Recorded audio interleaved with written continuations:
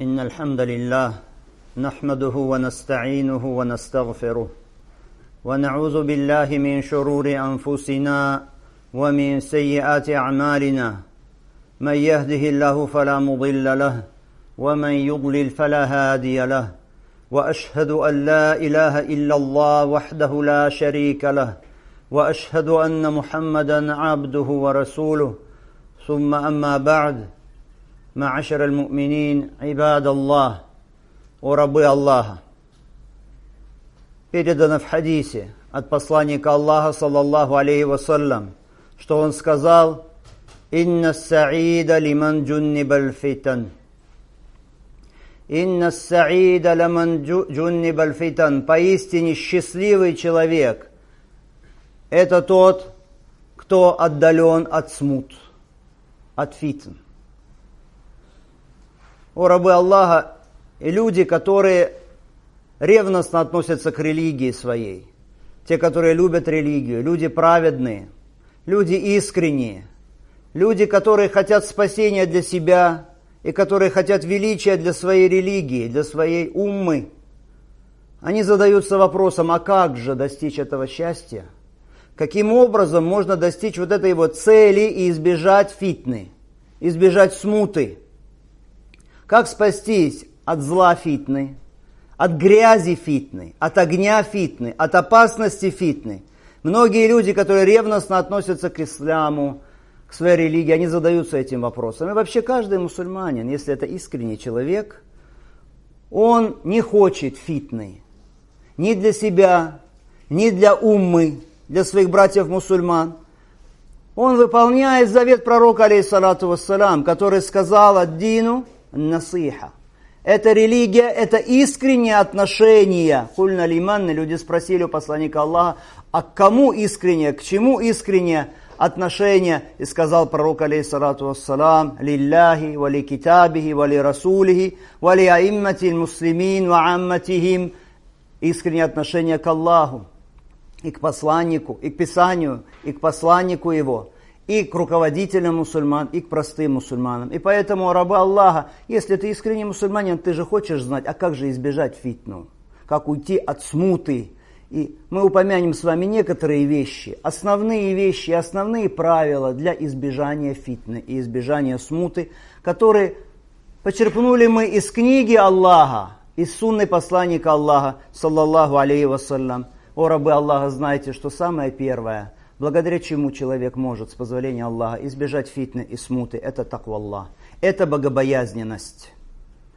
Когда человек боится Аллаха субхану ва тааля постоянно, когда он наедине с собой и когда он среди людей, на виду и тайно, он боится Аллаха субхану ва тааля. Всевышний сказал: «Ва ман яттакилля ядж'аль лаху махраджа». А кто боится Аллаха, тому Аллах даст выход. То есть такой человек сможет уйти от фитны, сможет уйти от смуты и вообще от любого зла, от любой беды. И Аллах субхану ва тааля сказал: «Ва ман яттакилляха ядж'аль лаху мин амрихи юсра». А кто боится Аллаха, тому Аллах даст облегчение в его деле. Поэтому, рабы Аллаха, выигрыш всегда у богобоязненного человека. И в этом мире, и в вечном мире произошла смута, произошла фитна в далекие времена, во времена табиинов.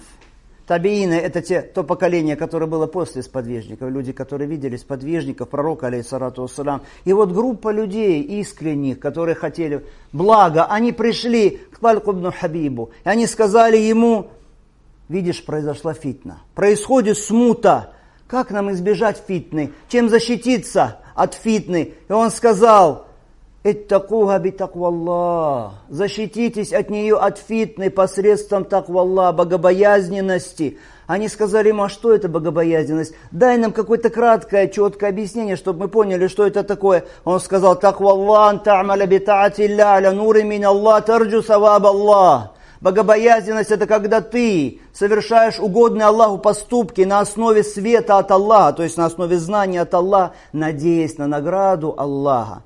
وَأَنْ تَتْرُكَ مَعْصِيَةَ اللَّهِ عَلَى نُورٍ مِّنَ اللَّهِ تَخَافُ عَذَابَ اللَّهِ. И когда ты оставляешь ослушание Аллаха на основе знания от Аллаха, боязнь наказания Аллаха. Вот это и есть богобоязненность у рабы Аллаха. Богобоязненность это не слово языка, это не просто голословное заявление, как некоторые говорят, боюсь Аллаха, я боюсь Аллаха, Аллаху Акбар. Бояться Аллаха это не говорить, это языком. Это значит в действиях своих делать то, что приказал Аллах, оставлять то, что ненавистно Аллаху Субхану ва Тааля. Это и есть таква, это и есть богобоязненность. И вот таким людям им уготован благой итог и выигрыш в этом мире и в вечном мире. Так это первое правило у раба Аллаха. Таква Аллах. Хочешь избежать фитны, попадания в фитну, богобоязненность. Второе правило у рабы Аллаха. Держаться за книгу Аллаха и сунну пророка, алейхиссалату вассалам. Вот.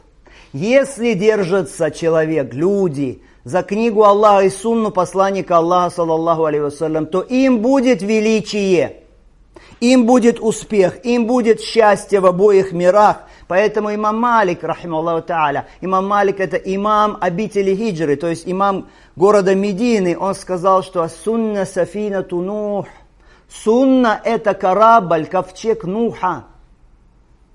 Сунна мы не имеем в виду, о рабы Аллаха, как думают некоторые, что сунна это то, что желательно, то есть то, что отличается от ваджиба. Не это мы здесь имеем в виду. Под сунна имеем в виду путь пророка, алейхиссалату вассалам. Так вот, сунна это корабль Нуха. Тот, кто сядет на него, говорит имам Малик, тот спасется, кто взойдет на этот корабль. А те, которые не пожелают взойти на этот корабль, те погибшие. Если человек любит сунну пророка, алейхиссалату вассалам, любит Куран и хадис, держится за сунну, тогда его уста начинают произносить мудрость. Тогда в поступках он становится мудрым, и тогда он получает благо в обоих жизнях. И поэтому пророк, алейхиссалату вассалам, он сказал своим сподвижникам, в одном из своих последних завещаний он сказал, «Фаинну ман яиш минкум ба'ди фасаяра ихтиляфан касира». Поистине те, которые из вас проживут после меня еще долго, они увидят много разногласий. Сподвижники спросили, а что же нам делать? Он сказал, «Фа'алейкум бисуннати ва суннати аль-хуляфаи рашидин аль-махдиин». Вы должны держаться моей сунны и сунны праведных халифов, ведомых прямым путем, которые будут после меня. «Тамассаку биха», держитесь за нее. «Адду алейха бин наваджис», схватитесь за нее своими коренными зубами. И предостерег от бидатов. Поэтому в соблюдении сунны все счастье, величие и избежание фитны и смуты. А если человек идет за своими страстями и идет за бидатами, то тогда это путь к фитне. Нельзя отпускать свой нафс, нельзя отпускать свою душу, чтобы она бежала за страстями, куда она хочет. Нет, ты должен держать крепко поводья, руководствуясь Кораном и Сунной. О рабы Аллаха. И если происходит фитна все-таки, что делать человеку? Здесь нужно искать решение в Коране и в Сунне. Пророк, алейхиссалату вассалам, он предупредил. Он сказал, «Сатакуну фитан». Будут фитны, будут смуты. «Аль-каиду фиха хайрун мин аль-каим». «Валь-каиму фиха хайру мин аль-маши, валь-маши фиха хайру мин ас-саи». Будут фитны. Так вот, тот, который сидит при этом, сидящий, он лучше, чем стоящий.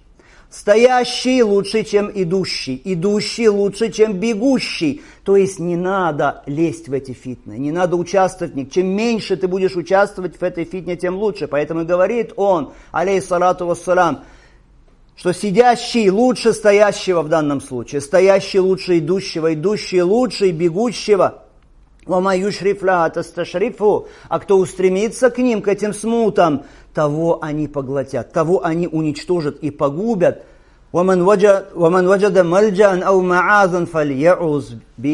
найдет прибежище и укрытие, пусть там укроется. Посмотрите, сколько хадисов передано от посланника Аллаха, саллаллаху алейхи вассалям, где он нас с вами предостерегает от того, чтобы погружаться в пучину фитны и смуты. Чтобы не влазить в фитну, чтобы не стремиться к фитне, иначе гибель. Вред для твоей этой жизни и для твоей вечной жизни. Ты потом будешь очень недоволен итогами. Ты потом будешь очень сожалеть. И поэтому в другом хадисе говорит пророк, алейхиссалату вассалам, «Инна бейна айдикум фитанан Поистине вас впереди и там ждут фитны, ждут смуты, как куски темной ночи. Почему так, как куски темной ночи? Да потому что мрак это слепая фитна. Человек в этой фитне смуте не знает, кто прав, кто виноват, кто не прав. Не знает причины этого, не знает, как избавиться. Выход из этих фитн, они поглощают, они начинают перемалывать людей. Поэтому пророк алейхиссалату вассалам говорит, впереди вас ждут такие фитны, как куски темной ночи. Так что человек утром еще бывает верующим, а вечером уже кафир, вечером уже неверующий. И наоборот, вечером он еще му'мин, верующий, а к утру он уже становится кафиром. И сидящий здесь лучше, чем стоящий, стоящий лучше, чем идущий, идущий лучше, чем бегущий. Сказали тогда сподвижники, а что же делать, о пророк, о посланник Аллаха, что ты нам прикажешь делать в таком случае? Он сказал, куну ахляса буютикум. Будьте в ваших домах как ахляс. Ахляс это вот то, что стелят на животное, как попона или подстилки. Так вот вы будьте как подстилки в вашем доме. То есть в домах ваших пребывайте и не лезьте. Не участвуйте в этих фитнах, в этих смутах. Вот такие хадисы, которые учат нас тому, как поступать во время фитны. Не участвуй в фитнах, не распускай свой язык, не предпринимай какие-то действия без знания, без понимания того, что происходит. Иначе это может привести к таким плачевным итогам. Вот такие хадисы переданы от пророка, алейхиссалату вассалам. Но кто слушает эти хадисы? Кто держится за них? Только те люди, которых наставляет Аллах. Кому Аллах раскрывает вот так вот сердце для сунны и для следования путем посланника Аллаха, саллаллаху алейхи вассалям. Но если человек, его сердце пропитано вот этой фитной, вот этой смутой, тогда такой человек вообще не обращает внимания на эти хадисы. Тогда он не дает им никакой цены, не придает им никакого значения. Поэтому имам Ахмад приводит такую историю, послушайте эту историю. Человек один был из хариджитов. Хариджиты – это группа заблудшая, одна из самых страшных групп заблудших, которые убивали и продолжают это делать, убивали мусульман и продолжают это делать сегодня. Так вот, один из хариджитов покаялся, раскаялся, вернулся к прямому пути, и он передал такое сообщение. Приводит с имама Ахмада. Говорит он, вошли они, хариджиты, в одно селение, в один город. И вышел оттуда, из этого селения, Абдулла ибн Хаббаб. Абдулла ибн Хаббаб это кто? Это сын сподвижника пророка Хаббаба, ради Аллаху та'аля. Абдулла ибн Хаббаб вышел из этого селения, испуганный, волоча свою накидку. Они увидели его, хаваридж, и сказали, лям тура, что страшного? Что такого происходит? Чего ты боишься? Ничего нет такого, из-за чего надо беспокоиться. Он сказал, валлахи, клянусь Аллахом, вы меня испугали. Вы меня испугали. Они сказали, ты Абдулла ибн Хаббаб, сын Хаббаба, сподвижника, посланника Аллаха, саллаллаху алейхи вассалям. Он сказал, да. Они сказали, ты слышал от своего отца какой-нибудь хадис, который он рассказывал от посланника Аллаха, саллаллаху алейхи вассалям? Если слышал, расскажи нам. Он сказал, да, я слышал. Я слышал, как мой отец рассказывал от посланника Аллаха, саллаллаху алейхи вассалям, такие слова: фитна. Будет фитна, сидящий в ней лучше, чем стоящий, стоящий лучше, чем идущий, идущий лучше, чем бегущий. فَإِنْ أَدْرَكْتَ ذَاكَ فَكُنْ عَبْدَ اللَّهِ الْمَقْتُولِ وَلَا تَكُنْ عَبْدَ اللَّهِ الْقَاتِلَ. И если ты застанешь эти фитны, эти смуты, то будь, о раб Аллаха, убиенным, но не будь убийцей. То есть лучше ты будь убиенным, чем ты будешь убийцей. Хариджиты услышали этот хадис. Они сказали, ты слышал это от твоего отца, что он рассказывал это от посланника Аллаха, саллаллаху алейхи вассалям? Он сказал, да. Они схватили его, отвели на берег реки и там ударили мечом по шее, и полилась кровь. Сын сподвижника, посланника Аллаха, рассказывает им хадис от посланника Аллаха, саллаллаху алейхи вассалям. А не услышав его, не придают ему никакого значения этому хадису, и не оставляют эту фитную смуту, и убивают его, и не ограничиваются этим. Они еще идут к нему в дом и вспарывают живот матери его ребенка. Вот так вот, о рабы Аллаха, если сердце оно пропитывается фитной, пропитывается смутой и стремится Читай аяты этому человеку из книги Аллаха, хадисы ему рассказывай, пророк алейхиссалату вассалям. Это на него не оказывает никакого воздействия, он не придает этому никакого значения, ничто его не останавливает. Человека, который стремится вот к этим вот смутам, да упасет нас Аллах субхану ва тааля. И вот эти фитны у рабы Аллаха, если они возникают, то для многих людей истинное положение вещей при этом бывает абсолютно неясным. Они пребывают в растерянности, они не понимают, что происходит. Поэтому и называют эти фитны как? Их называют амья или самма. Это слепые фитны. Слепые фитны, люди начинают участвовать, втягиваться в эти фитны, а потом, через какое-то время, они-то сожалеют. Они уже недовольны итогами этим, но уже бывает поздно. Поэтому предшественники и имамы, они всегда призывали нас. Они призывали нас не следовать хадисам пророка алейхиссалату вассалям и не лезть вот в эти вот фитны, и всегда думать о том, что будет потом, какие будут итоги, к чему это приведет. Говорили, унзуру фи акибати амрикум, посмотрите, к чему это приведет. И говорили, исберу, проявляйте терпение. Говорили, не проливайте кровь друг друга. И сегодня мы говорим, о рабы Аллаха, проявляйте терпение, не устремляйтесь, не суйтесь в эти фитны, не разжигайте огонь этих фитн, не распускайте ваши языки. Делайте все, чтобы погасить эти фитны. Но когда среди людей вот так вот распространяется невежество, когда они не знают Коран и не знают Сунну, и не знают заветы предшественников, сподвижников и табиинов, как поступать в таком случае, их сердца поражает страсть, поражает стремление к фитне, и они ищут решения ни в Коране, ни в Сунне. Они придумывают свои какие-то решения, и потом что-то делают не на основе принципов и норм Корана, и не на основе нравственности, которую учит нас Коран и Сунна. О рабы Аллаха. Следующее, третье. Посредством чего избегаются фитны и смуты, чтобы ты был вот тем счастливым, который отдален от смут и от фитн. Это держаться за джамаат мусульман, за единую общину мусульман и сторониться раскола, и сторониться разобщения. Потому что, о рабы Аллаха, джамаа, единая община исламская, это рахма, это милость. А раскол и разобщенность – это наказание, это мучение. Если верующие будут едины, если они будут вместе, тогда здесь барака, здесь благодать, тогда здесь сила, тогда сплоченность. Тогда вместе они будут сотрудничать в том, что угодно Аллаху, в благочестии и богобоязненности, будут делать то, что принесет пользу им в этом мире и в вечном мире. Пророк, алейхиссалату вассалям, сказал в хадисе, «Ядуллахи ма'аль джамаа», рука Аллаха с джамаатом. Помощь Аллаха кому? Единое общение. «Оман шазза, шазза иляннар». А кто отступит, тот отступит в адский огонь.